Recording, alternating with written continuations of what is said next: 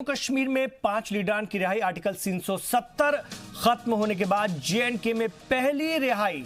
जी हां, national conference के 2 और पीडीपी के 3 लीडर रिहा। जम्मू कश्मीर में 5 अगस्त को हटा था 370। इस वक्त की बड़ी खबर, जम्मू कश्मीर में 5 लीडरान की रिहाई।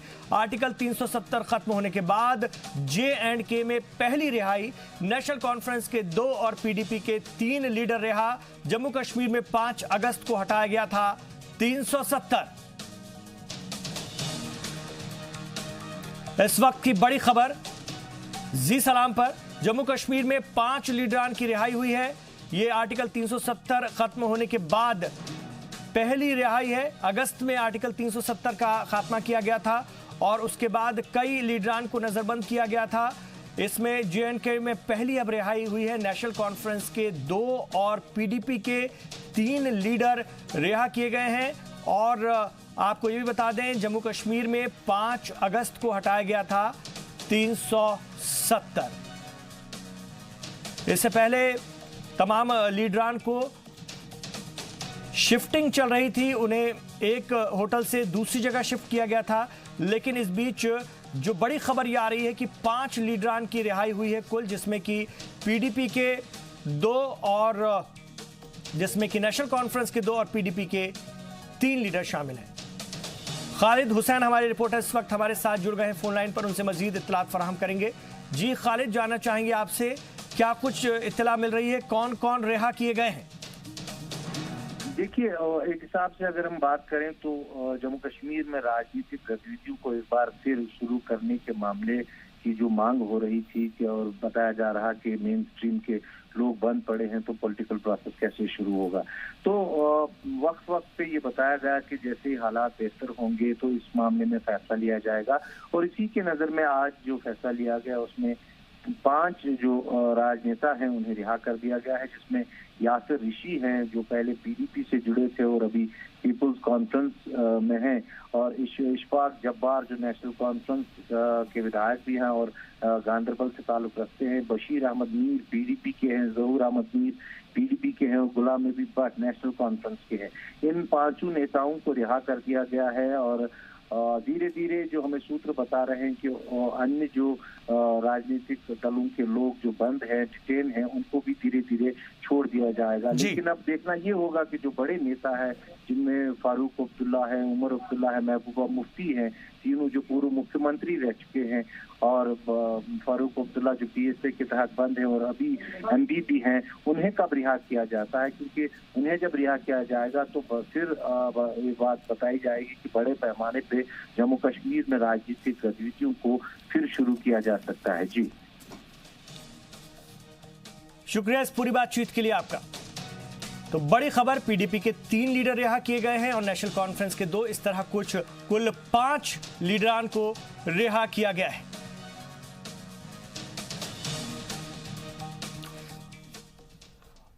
और इस खबर से मुतालिक ज्यादा इत्तला के लिए आप देखेंगे 6:30 बजे हमारा बेहद खास बुलेटिन कश्मीर एक्सप्रेस।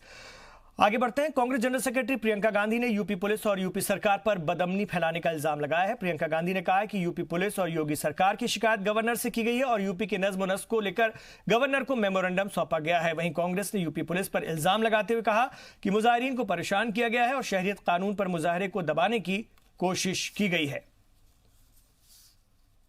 उत्तर प्रदेश सरकार के गृह विभाग और डीजीपी द्वारा तुरंत आदेश जारी करके पुलिस और सरकार द्वारा किए जा रही हिंसात्मक, गैर कानूनी और आपराधिक कार्यवाही का तुरंत रोका जाए।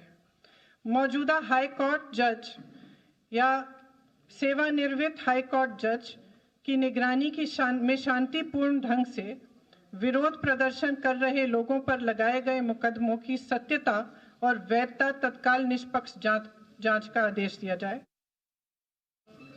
जागरूकता अभियान नहीं है, ये झूठों का अभियान है। इनकी सच्चाई सबने देख ली है। ये सीएए का कानून संविधान के खिलाफ है। इससे सबको आपत्ति होगी। जो गरीब है, श्रमिक है, जो शहर में काम कर रहा है मजदूर, आप उससे कागजात मांगेंगे, उससे पूछेंगे कि कोई एविडेंस दिखाइए, टेलीफोन की बिल दिखाइए 1970 की, कहां से निकालेगा? जिस तरह से नोटबंदी में सबको प्रताड़ित किया, उस तरह से ये भी प्रताड़ित करेगा ये कानून। और इस कानून का आधार एकदम संविधान के खिलाफ है। तो जो अभियान निकालेंगे निकालें। आज तमाम विद्यार्थी सड़क पे हैं, विद्यार्थी हैं, पढ़े लिखे बच्चे हैं, वो समझते हैं कि क्या हो रहा है। और army chief general Bipin Rawat की मुल्क को पहला चीफ ऑफ डिफेंस स्टाफ यानी सीडीएस बनाया गया है। हाल ही में मरकजी हुकूमत ने चीफ ऑफ डिफेंस स्टाफ की मुद्दत कार 3 साल के लिए और बढ़ा दी है। अब चीफ ऑफ डिफेंस के रिटायर होने की उम्र 65 साल होगी। 65 साल की उम्र पूरी होने के बाद ही इस पद से सीडीएस रिटायर होंगे। पहले 62 साल में ही रिटायर होने का प्रोविजन था।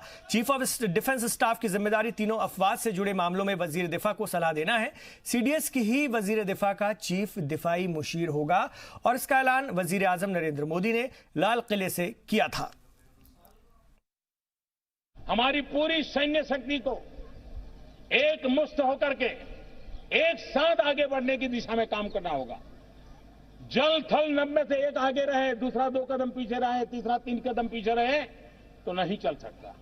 तीनों एक साथ एक ही ऊंचाई पर आगे बढ़े, कोऑर्डिनेशन अच्छा हो, सामान्य मानवीय की आशा आकांक्षाओं का अनुकूल हो, विश्व में बदलते हुए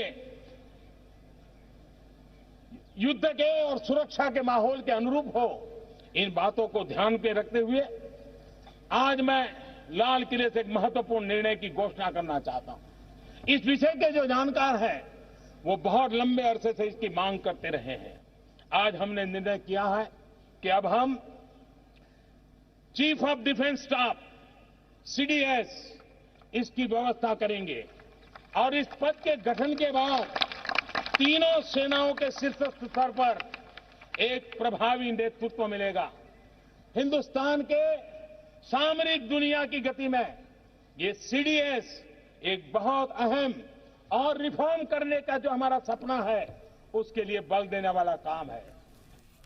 महाराष्ट्र में उद्धव सरकार के काबीना की तौसी हुई है। उद्धव ठाकरे रियासत के वजीर आला हैं और अब उनके बेटे आदित्य ठाकरे काबीनी वजीर बन गए हैं। अजीत पवार एक बार फिर रियासत के डिप्टी सीएम बने हैं। महीने में दूसरी बार उन्होंने डिप्टी सीएम ओहदे का हलफ लिया। कांग्रेस लीडर अशोक चौहान ने काबीनी वजीर के तौर पर हलफ लिया। अशोक चौहान रियासत के साबिक सीएम शंकरराव चौहान के बेटे हैं। उनका नाम आदर्श घोटाले में आ चुका है। अशोक चौहान खुद भी रियासत के सीएम रह चुके हैं। एनसीपी लीडर धनंजय मुंडे ने काबीनी वजीर के तौर पर हलफ लिया। वो बीजेपी लीडर गोपीनाथ मुंडे के भतीजे हैं। अजीत पवार के बीजेपी के साथ जाने से उनका बड़ा रोल था। एनसीपी लीडर नवाब मलिक और अमित देशमुख ने भी वजीर ओहदे का हलफ लिया है। आज कैबिनेट तौसी में 36 वज़रान ने लिया है हलफ। महाराष्ट्र में हलफ बर्दारी के बाद आदित्य ठाकरे ने जी मीडिया रिपोर्टर नित्यानंद शर्मा से खास बातचीत की। जी बहुत खुशी तो है, लेकिन जो जिम्मेदारी बढ़ी है उसका एक मुझे ज्ञान है। काम करने की संधि है, मैं ऐसे ही काम करते जाऊंगा। पिता के साथ काम करने का मौका मिला है। बिल्कुल, और पूरा परिवार है, मुख्यमंत्री साहब है और पूरे जो सेना परिवार है, कांग्रेस राष्ट्रवादी सब साथ में है, तो एक अच्छा एक विश्वास का वातावरण है। आपने शपथ नहीं लिया, बीजेपी की तरफ से ये कहना है कि वंशवाद की राजनीति को बढ़ावा दिया जाए। मुझे लगता है कि अभी काम पे फोकस करते हैं, राजनीति बहुत हो गई, अभी काम के लिए। पहला काम क्या करेंगे मंत्री बनने का? पहला काम लोगों की सेवा करनी है, तो पहला काम आखिरी काम चलते ही रहेगा। तो ये था आदित्य ठाकरे जिनका ये कहना है कि अब वो मंत्री बनने के बाद लोगों की सेवा करेंगे। वीडियो जर्नलिस्ट सिद्धेश के साथ नित्यानंद शर्मा, जी मीडिया, मुंबई। महाराष्ट्र में हलफ बर्दारी के बाद अजीत पवार ने जी मीडिया रिपोर्टर नित्यानंद शर्मा से खास बात की। इस वक्त हमारे साथ अजीत पवार है। सर, पहले तो आपको बधाई, आप मुख्यमंत्री बने हैं। सर, क्या कहेंगे? सत्ता कोई भी हो, लेकिन सत्ता के केंद्र में आप हमेशा रहते हैं। वैसा कुछ नहीं, जो भी पार्टी रहती है, विधायक रहते हैं, उनका जिस सपोर्ट रहता है, पार्टी के चीफ का आशीर्वाद रहता है, ये जिसको मिलता है वो सब मिलके काम करते हैं। उप मुख्यमंत्री पद की शपथ लिए, सर 2 मुख्य काम क्या है आपको लगता है? अभी 2 मुख्य काम, फार्मर्स का जो भी प्रॉब्लम्स है वो हल करने का, और दूसरा बेरोजगारी। युवा बहुत आज उनको नौकरी नहीं है, वो बेरोजगार है, उनको नौकरी नहीं मिल रही है। उसके बारे में एक ऐसा कोई काम दिखाना पड़ेगा कि उसमें ये सब युवा खुश हो जाएंगे, उनको भी ऐसा लगेगा कि ये गवर्नमेंट हमारे बारे में भी सोच रही है। ऐसे ये 2 इशू मेन है और इसमें सभी समाज के लोग अपने महाराष्ट्र में रहते हैं। ऐसा कोई भी समाज नहीं होगा कि उस समाज को ये गवर्नमेंट अपनी तरफ ध्यान नहीं दे रही है, ऐसा उनको बिल्कुल नहीं लगेगा। ऐसा काम हम सब मिलके करके एक आखिरी सवाल सर, विपक्ष ये आरोप लगा रहा है कि ये जो मंत्री पद का शपथ हुआ है इसमें परिवारवाद और वंशवाद दिखा है। किसने बताया आपको? बीजेपी का ये आरोप। उसका आरोप है। अभी बीजेपी के अलग अलग स्टेट में गवर्नमेंट है, उसके बारे में उन्होंने सोचना चाहिए। ये सब विधायक है, लोगों ने, वोटर ने उनको चुन के दिया है, वो तो सही है।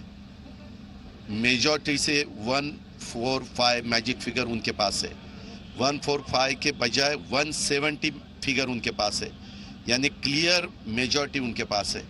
और अभी जो चुनाव हुआ उसमें उनके तीनों पार्टी के विधायक चुन के आए हैं। और आपको मालूम है डेमोक्रेसी में जिसको मेजॉरिटी मिलती है वो आगे निकल जाते हैं। तो ये तो अजीत पवार, इनका कहना है कि चाहे कोई भी आरोप लगाए लेकिन इन्हें जो काम मिला है वो उसे बखूबी निभाएंगे। वीडियो जर्नलिस्ट संदेश के साथ Nityanand Sharma, Zee Media, Mumbai. All India industrial exhibition 2020 की तमाम तैयारियां मुकम्मल कर ली गई हैं। 80वीं नुमाइश 1 जनवरी से शुरू होकर 15 फरवरी को इख्तिताम पजीर होगी। एग्जीबिशन इंतजामिया का कहना है कि नुमाइश के लिए सिक्योरिटी को यकीनी बनाने के लिए सभी इंतजाम किए जा चुके हैं। उन्होंने मजीद कहा कि वो आतिशज़दगी से निमटने के लिए खुद फायर फाइटिंग के आलात लेकर आए हैं। इस नुमाइश में रियासती हुकूमत, मरकजी हुकूमत के साथ अवामी सेक्टर के करीब 1500 एग्जीबिटर्स शिरकत कर रहे हैं। कॉरपोरेट्स और मल्टीनेशनल कंपनियां भी इस नुमाइश में हिस्सा लेने के लिए पहुंची हैं। जो कश्मीर से यहाँ पर आए हैं स्टॉल डालने के लिए। बताइए, लास्ट टाइम जो आग लगी थी काफी नुकसान हुआ था, इस बार को लगता है कि सोसाइटी ने कुछ नया डेवलपमेंट किया है, सेफ्टी मेजर्स लिया है? हाँ, आज लग रहा है कुछ डेवलपमेंट किया है। आज पानी का रखा है, इलेक्ट्रिसिटी का बहुत चेंज किया है, उसको पाइपों में लाइन वाइन डाला, नया वायर लाया सारा, और थोड़ा बहुत स्टॉल भी बहुत कम किए उन्होंने। उससे थोड़ा लग रहा है हमको कि अच्छा ही होगा इंशाल्लाह। फायर सेफ्टी मेजर्स के बारे में क्या? फायर सेफ्टी तो आज इन्होंने बहुत अच्छी रखी है। पूरे पाइपा बिछाए पूरे ग्राउंड में, और एक वाटर का रखा बड़ा टैंक उधर रिजर्व, वहाँ पानी भी बहुत रखा है। उनका ये कहना है कि कुछ हद तक इन्होंने काफ़ी आपके प्रिकॉशनरी मेजर्स लिए हैं ताकि कोई नुकसान होने से उनका बच जाए। मेरे साथ और एक स्टॉल ओनर है, आप बताएं कि क्या दिख रहा है? कुछ प्रिकॉशनरी मेजर्स लिया गया है क्योंकि कुछ दिन बाकी है अभी? नहीं, मुझे लगता है बहुत इन्होंने आज प्रिकॉशंस रखे हैं, इसमें सेफ्टी भी रखी है, वो इलेक्ट्रिसिटी लाइट्स वगैरह सब कुछ लगा है। टूरिस्ट को कोई टेंशन होने वाली नहीं है इंशाल्लाह। फ्यूचर हम देखते हैं, फिर भी ट्राई करते हैं, बट मेरे हिसाब से इन्होंने बहुत अच्छा किया है। आप देख सकते हैं फायर भी इन्होंने लगाया, लाइट्स लगाए, इलेक्ट्रिसिटी रखी है, इलेक्ट्रिसिटी के सब कुछ इन्होंने मेंटेन रखा है। Thank you so much. अब ब्लेम नहीं कर सकते, वो चाहते वक्त अपना स्टॉल की लाइट अब बंद कर सकते हैं। कैमरामैन हुसैन के साथ मैं मीर मेहदी अली बाकरी, जी मीडिया, हैदराबाद। बेंगलोर की खवातीन उर्दू तंजीम महफिल निसा ने आज दोपहर बेंगलुरु प्रेस क्लब में एक प्रेस कॉन्फ्रेंस की और इस मौके पर तंजीम की सदर डॉक्टर शाइस्ता यूसुफ ने सीए के मुतालिक खिताब किया। खिताब के दौरान शाइस्ता यूसुफ ने कहा कि ये कानून आइन की दफ़ा 14 और 15 की खिलाफ वर्जी करता है, इसलिए सरकार को ये कानून वापस लेना चाहिए। हम सब तमाम लोग एक जगह इस बात के लिए खड़े हुए हैं कि ये जो आज हो रहा है हिंदुस्तान में उसको रोका जाए। इसको जो जुल्म हो रहा है बच्चों पर वो भी ख़त्म किया जाए।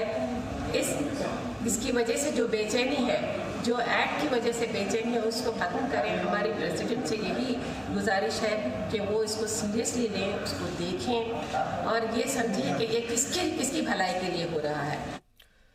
लखनऊ में उत्तर प्रदेश हिंदी संस्थान के 43वें यौम तासीस के मौके पर एक तकरीब का इनेकाद किया गया। इस मौके पर रियासत के सीएम योगी आदित्यनाथ और असेंबली स्पीकर हृदय नारायण दीक्षित भी मौजूद रहे। इस दौरान 138 अदीबों को एजाज दिया गया। इस मौके पर सीएम योगी ने कहा कि अदब समाज का आईना होता है। उन्होंने कहा कि आज का वक्त सबके लिए चैलेंजेस से भरा हुआ है। उनके मुताबिक अटल बिहारी वाजपेयी ने इंटरनेशनल स्टेज पर हिंदी को नई पहचान दी है, वहीं पीएम मोदी भी हिंदी जुबान का खुलकर इस्तेमाल करते हैं और पूरी दुनिया में हिंदुस्तान की ताकत का एहसास कराते हैं। आपने देखा होगा जिन भी प्रतिष्ठित साहित्यकारों ने अपनी अपनी जिम्मेदारियों का अपने समय में, अपने कालखंड में निर्वहन किया, आज भी उनकी वे कृतियां समाज और राष्ट्र को एक नई दिशा दे रही है। हिंदी राजभाषा के साथ साथ भारत की एकता का आधार भी बने। साहित्य के प्रति हम सबके मन में जो अनुराग होना चाहिए, ये साहित्य ही समाज का दर्पण है, तो ये दर्पण उतना ही साफ सुथरा होना चाहिए।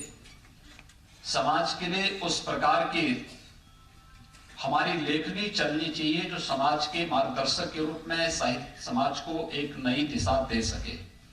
और ये एक चुनौती है हम सबके लिए, और खासतौर पर साहित्य जगत में कार्य करने वाले आज के हमारे जितने भी प्रतिष्ठित साहित्यकार हैं, उन सब से मेरी एक अपील होगी कि वास्तव में हमारी लेखनी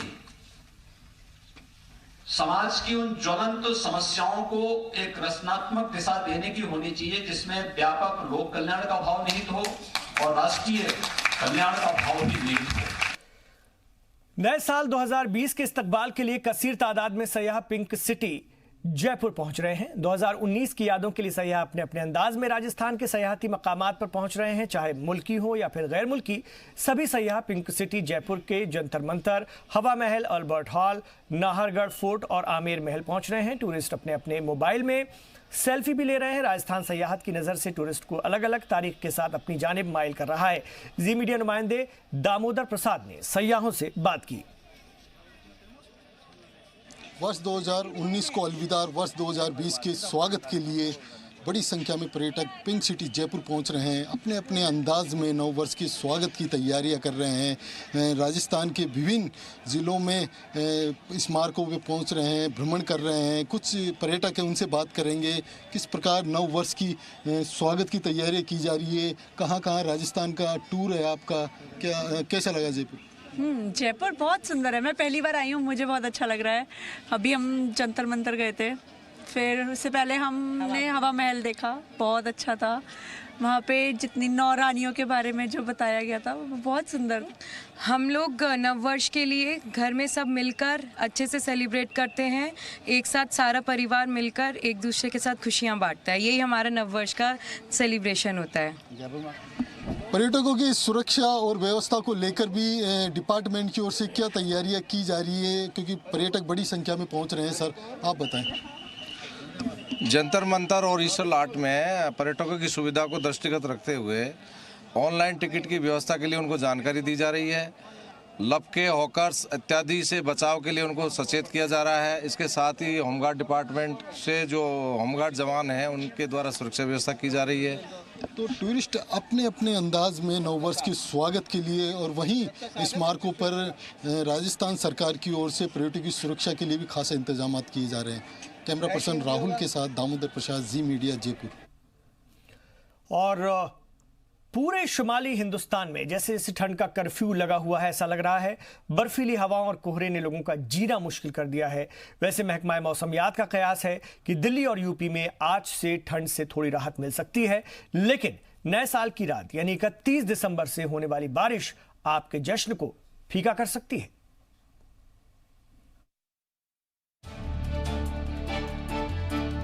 दिल्ली में पिछले 2 दिन से दर्जा हरारत 3 डिग्री से नीचे है। बर्फीली हवाओं से दिल्ली ठिठुर रही है। कोई आग ताप रहा है, कोई चाय की चुस्कियों से खुद को गर्म रख रहा है। सर्द हवाओं से बचने के लिए लोगों ने जैकेट, मफलर, ग्लव्स पहनकर खुद को पैक कर लिया है। सर्द लहर का सितम ऐसा है कि लोग घरों और दफ्तरों में ही रहना पसंद कर रहे हैं।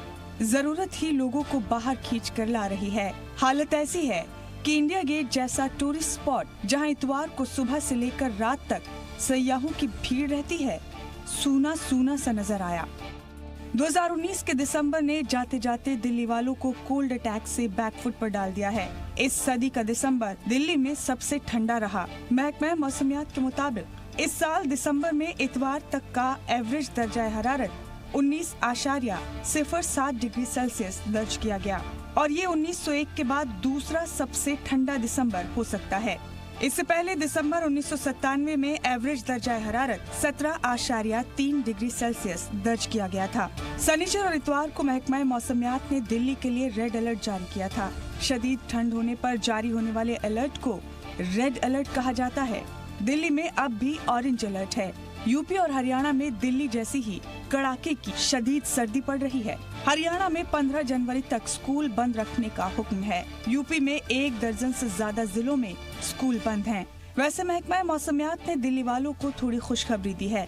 महकमा मौसमियात की माने तो आज से हालात बेहतर होंगे। सर्द लहर की सिमत में तब्दीली आ गई है। इम्कान है कि आज से दर्जा हरारत में इजाफा होगा। आज जो है देखिए मॉर्निंग आवर्स में हमारे पास कोल्ड वेव की सिचुएशन रही थी, जबकि टेम्परेचर 4 डिग्री सेंटीग्रेड से कम रहे हैं। और अगर हम अधिकतम तापमान की बात करते हैं तो आज भी हमारे पास ज़्यादा जगहों पर कोल्ड वेव और 1-2 जगह पर सीवियर कोल्ड डे रियलाइज होगा, जो कि जबकि अधिकतम तापमान हमारे पास 4.5 डिग्री या उससे कम आएगा। लेकिन ये सिचुएशन हमारे पास सिर्फ आज के लिए है, चूँकि हवाओं की दिशा में परिवर्तन होना स्टार्ट हो गया है पूर्वी उत्तर प्रदेश में भी, साथ साथ दिल्ली NCR में भी। दिल्ली के लोगों के लिए राहत सिर्फ 2 दिनों की है। इसके बाद दिल्ली में नए साल का इस्तकबाल बारिश से होगा। 31 दिसंबर से 3 जनवरी तक के बीच पहाड़ी इलाकों में बर्फबारी और मैदानी इलाकों में बारिश का कयास लगाया जा रहा है। और उसके बाद एक बार फिर से दिल्ली को कोल्ड अटैक का सामना करना पड़ सकता है। ब्यूरो रिपोर्ट, जी मीडिया। वहीं आपको बता दें गाजियाबाद के लोगों का क्या कहना है, सुनते हैं। आज बहुत तेज़ ठंड है, कल बहुत ज़्यादा ठंड है। इतनी ठंड है कि गर्म कपड़े पहनने के बाद ही हमें ठंड लग रही है, ठंड रुकनी नहीं है। गाजियाबाद में बहुत ज़्यादा ऑटो की हर चीज़ की परेशानी है। नहीं अलाव वगैरह की व्यवस्था देखने को मिली अभी तक तो नहीं मिली यहाँ पर। लकड़ी वकड़ी की बहुत ज़्यादा ठंड पड़ रही है यहाँ पर, इसलिए आग जला कर बैठे हैं। कोहरा बहुत ज़्यादा है। क्या काम करते हैं आप? ऑटो चलाते हैं। तो ऑटो चलाने में दिक्कत आ रही है? दिक्कत आ रही है बहुत ज़्यादा, कुछ नहीं दिख रहा आगे, इतना कोहरा पड़ रहा है। कोहरा पड़ रहा है बहुत ज़्यादा, हम ऑटो चलाते हैं, ठंड इतनी हो रही है बहुत ज़्यादा, तो इसलिए आग जला कर बैठे हैं। हाँ जी।